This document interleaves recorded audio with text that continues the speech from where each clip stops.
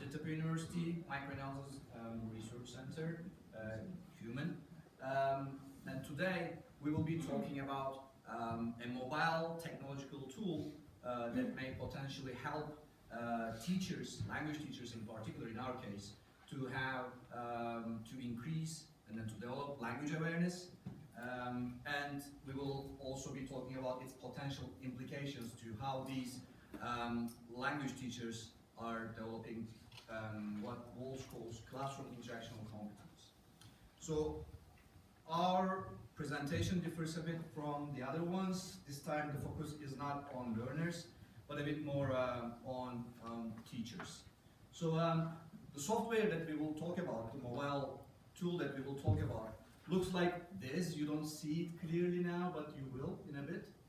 Where on a mobile tool you have a screen for video recording, and then you have buttons on the right and left hand side of the screen, so that you can tag videos as you go, as you are recording.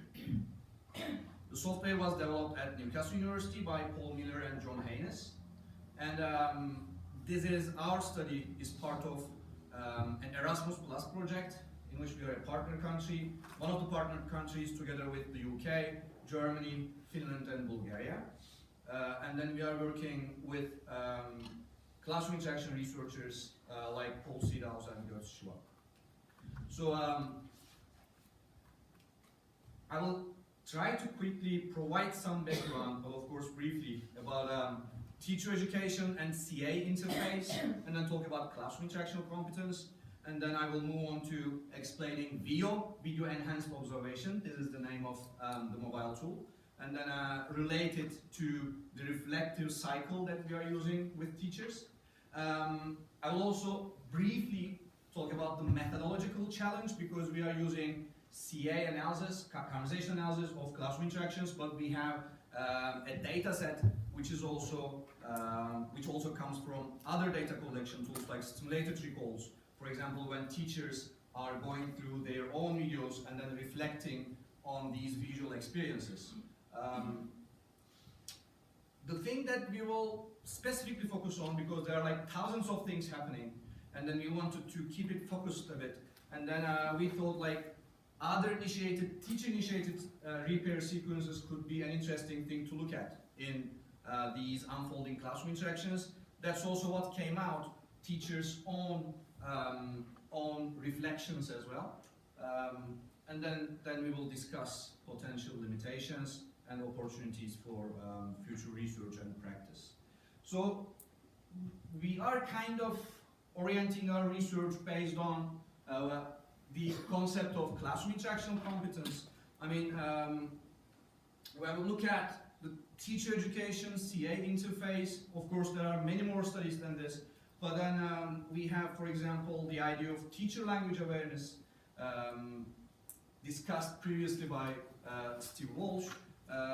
We also follow the idea that when we show teachers moments of classroom interaction that are, for example, conducive to student participation, or the other way around, we might potentially create good opportunities for teachers to have an understanding of these moments, and then that might potentially change future teaching practices as well in their own classrooms. This line of research has been taken up around the world, and then we have, for example, in the Spanish context, Escobar Urmanetas and Natalia Evnitskaya's studies. I don't know if Natalia is here today, but she has a presentation on that as well, developing interactional competence in clear contexts.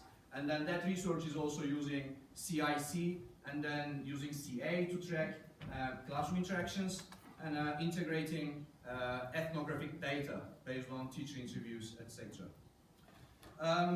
We also have a relevant research paper here by Paul Sert, in which he looks at how experienced and inexperienced teachers manage pedagogical shifts in interaction. For example, a shift from what he calls a form and accuracy context to a meaning and fluency context.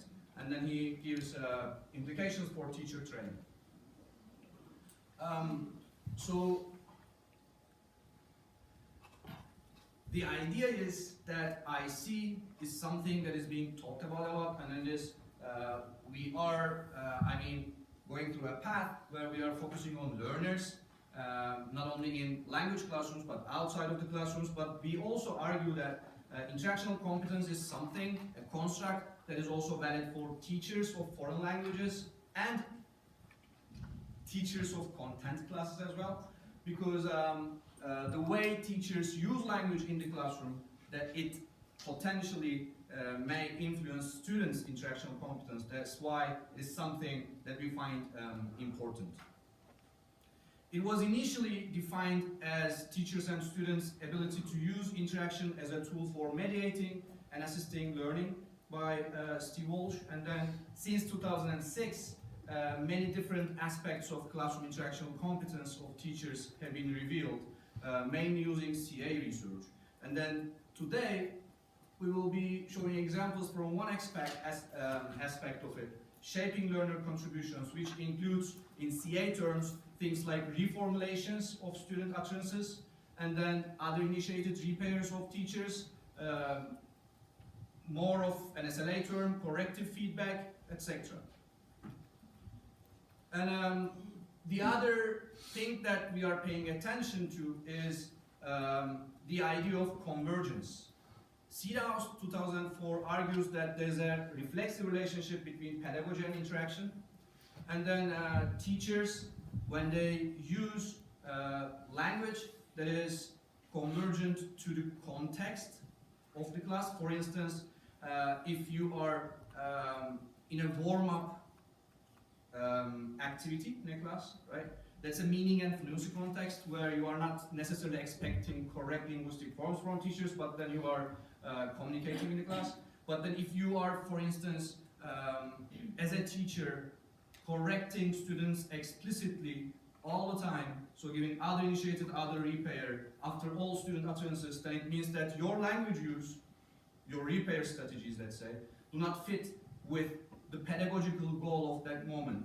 So there's no convergence. So we need convergence, and then teachers need to pay attention to that as well. What kind of linguistic resources are being used at what point in interaction, because that may facilitate or hinder language learning opportunities. So this is what VEO, Video Enhanced Observation software, looks like on an iPad screen. So it basically enables you to record classroom activities, classrooms with the mobile apps, well, basically with an iPad camera.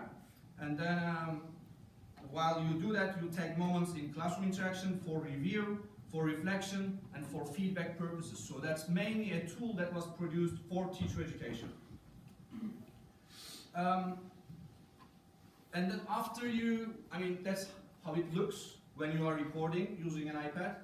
And actually Ufuk is now recording me. Sorry that I didn't ask before, but it's just us who is in the video, so I guess no need for consent for that, but we can negotiate. And then he is using a text set to evaluate our performance, presentation performance as well. That's another perspective. I'm not going to elaborate on that today. Sylvia.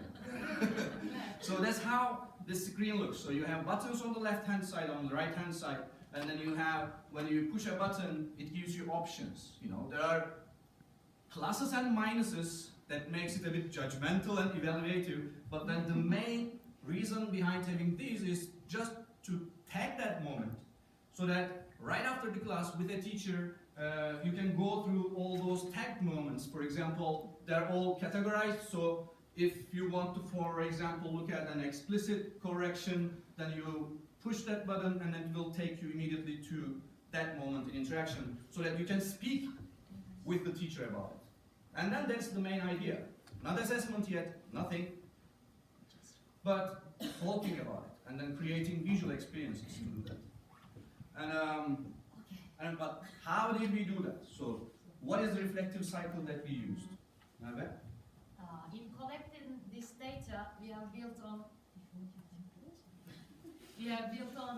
IMDA teacher training program developed in 2015, and we made some slight modifications to integrate VEO application and use reflective and feedback sessions, including some simulated recalls. And while introducing classroom interactional competence, we taught teachers how to use VEO application and showed some video tools of classroom interaction. In this sense, especially selection of training videos should be based on the comparative collections of pragmatic and interactional phenomena. After initial teaching, mentor and peer feedback were held on using tagged recordings in VEO.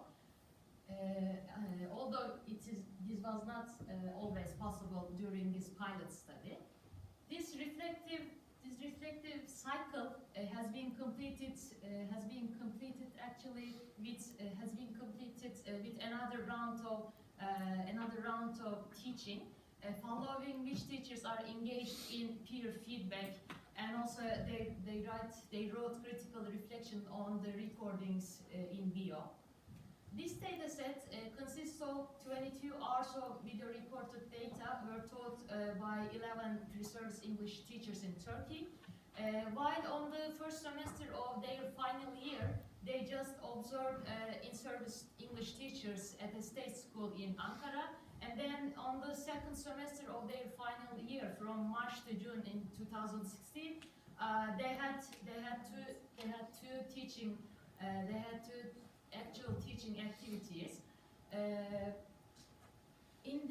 This conversational data were analyzed through conversation analysis method, and also these written documents, including some reflective written text, these written texts, and some peer feedback, and also mentor guided feedback sessions. They were also approached to use a quantitative content analysis method. For this study, Leyla's two classes recorded in different times were selected for close examination. As soon as she was completed her first teaching activity, she had mentor-guided feedback sessions, and then she self-reported on her progress by watching this video, the tagged recordings, especially in VEO program. Nearly 2 months later, her peer recorded Leyla's second teaching activity, and also they had peer feedback sessions. And finally, she again wrote second reflection papers. So for this study, especially instances of teacher repair and corrective feedbacks were selected specifically. So these classroom interactional data again are focused on its conversation analysis methodology, and for the other ones, for recall, peer feedback sessions, and the reflective writings were analyzed with qualitative content analysis method. Now Olcay will go with the methodological challenges of our study. Yeah? Thank you. I mean, it's very obvious. I mean, CA researchers shy away and they are reluctant to use external data, of course, and then, well, because we use emic perspectives of participants.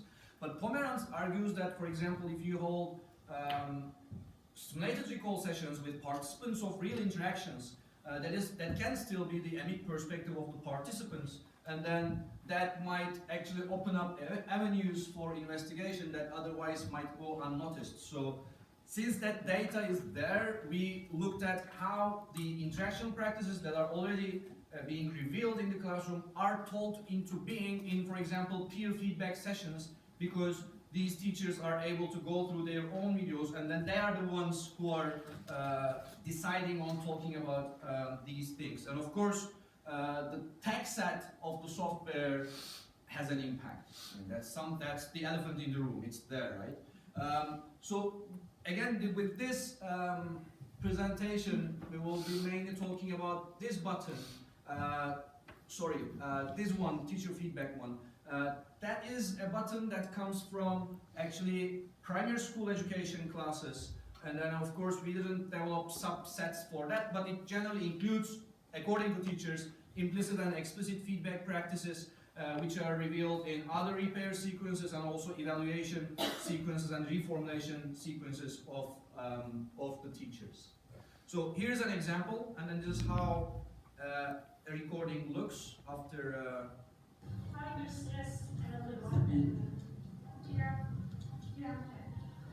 It's true, right? And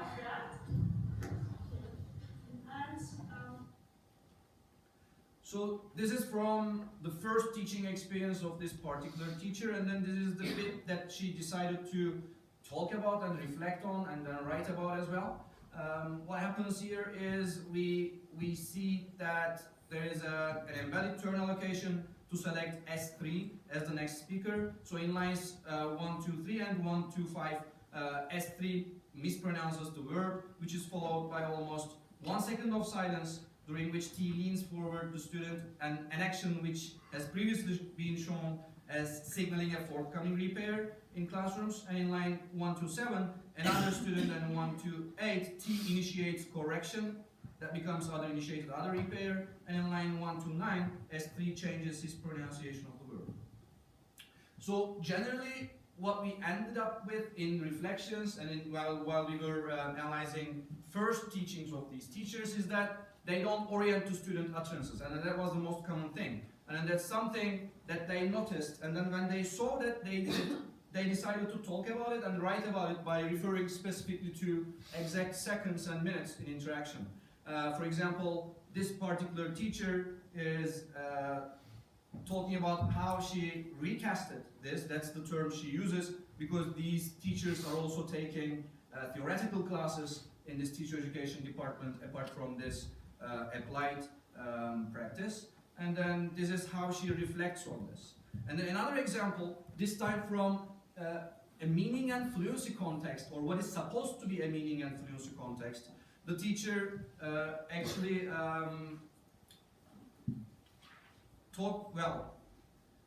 that's an activity, and then the teacher asks the students to talk about things to do in Ankara, right?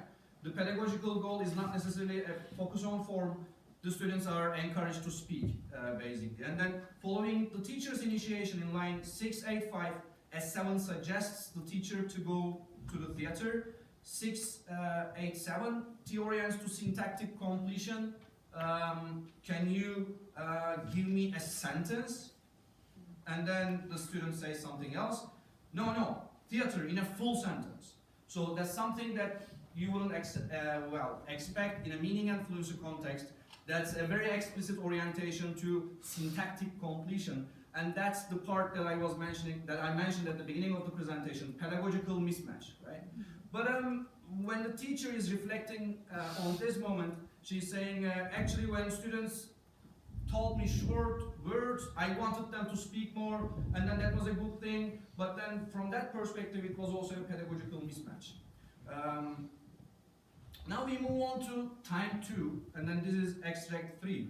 What happens is in the second and then third teachings of these teacher candidates who are doing their internships, they start using diverse resources for doing other repair, for reformulation of students' utterances, and then this is one of the examples where, for example, there's a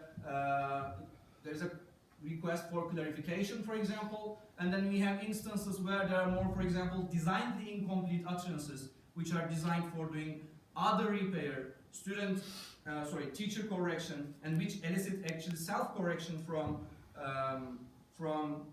the students. And when she looks back at this particular teacher is saying that, you know, it changed. I changed. I started, giving more feedback to students, and then it shows me that I have developed myself since then. And then she also refers to that specific bit. And then this comes from this in Turkish originally.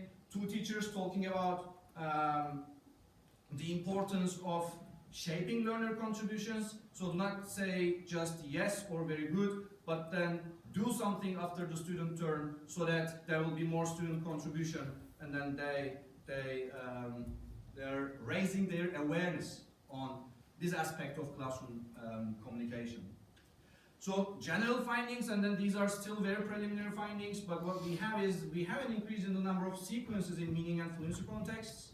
We have an increased preference towards students' self-repair. So the teacher is not always, this time in second and third teaching, is not just doing other initiated other repair, but also trying to do it in the way of other initiated self-repair which you would see in designed incomplete utterances, for example, and clarification requests. So we see that there is some sort of diversification of resources as they keep teaching in doing other initiated, other repair.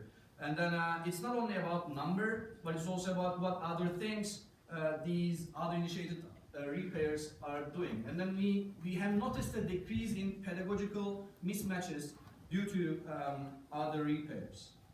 So it comes with its problems, because the text sets that you develop and then you put on the software, they will generally determine what the teachers will talk about. So from a methodological perspective, that's an intervention, right? So you may choose not to intervene and then leave the teachers there without this visual experience, but if you decide to help them, that's a risk to take. Potentials, definitely very good for teacher language awareness. They are becoming aware of their own interactional practices. They are looking at how they are increasing student participation, facilitating it, or the other way around. And then we see that IC should be told more about teacher development. And then such a software can also be used in applied CA for developing teacher training videos as well, because we need visual experiences to train teachers, and then I think we need to use them in reflective cycles. Post-analytic quantification, is it possible with this data? I don't know, maybe Micheline may want to talk about that, but the practical aspect is this software generates this right after you record it. So you can look at these bars and then maybe come up with general things, but it's again a person who is doing this tagging. So we should not forget that. Right, so if you are into this, and if you are interested in this, you can have a look at our project website, VEOEuropa.com, and this is from our Ankara meeting, Anıtkabir, Atatürk's Museum. That was a fun day, but then that was one day before the military coup, and no one is involved in the coup here, so don't worry. Thank you very much.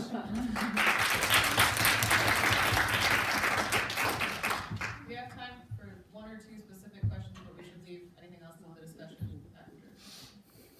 So, who's doing the tagging? Well, the tagging starts with the mentor, and then it moves on to teachers, because all these teachers are in co-teaching sequences. That's why we have peer feedback data. So two teachers, without the existence of even a mentor, they then start tagging each other, and then they share the videos, because when you record a video, you can immediately push the cloud button and upload it to a platform, and then you can share it with the teacher or the mentor you want. So it's only visible, your teaching will only be visible by the person that you choose. So it is sometimes the teachers who's doing the tagging, it's sometimes observers and mentors. Yeah? I have a very practical question, since I do teacher observations as well. Did this actually, apart from it being a much more flexible tool, I imagine you used to do teacher observations with pen and paper, and with some. Is this actually saving you time? Oh. Yes, it is. I mean, because to start with, you can tag according to the criteria that you choose before that class. And then, if there are other things happening in the classroom that is not on the tag set, you can do, there's a button, quick tag. You can take quick notes. So it is, because right after the teaching, you get the teacher, You have it all there. you have there, and then you start from the positives, you start from what she wants. Our strategy generally is, I'm asking them first, okay, what do you think went well with your class, right? She says something, and then we look at those instances, and then we start from there. With pen and paper, first of all, we cannot create those visual experiences. And then what they talk about with pen and paper is generally about generic things, like activities or classroom management. But then when you have this, they start looking at this from a more microanalytic perspective, and then they actually see other things, so you see a difference in what the observing peer or mentor sees. And also, since they have this on their online portal, what they can do is, this enables you to tag later and review the tags, and then you can retag and retag, and the teacher can do it herself as well. Because we are also asking them to find other things that were not tagged there, and then elaborate on them. So it's free? It is not free, but the thing is, if an institution wants to use it with teachers, you contact basically the software provider, and then what they do is they give you, for example, 3 months access, and then you try if you like it. But I think it is very affordable, because if an institution wants to buy it, it's like £15 per teacher. We are using it for free because now we are involved in the EU project and then another British Council project. But then especially with projects, they help. They give you, as long as you have a project, then that's good. But it is affordable.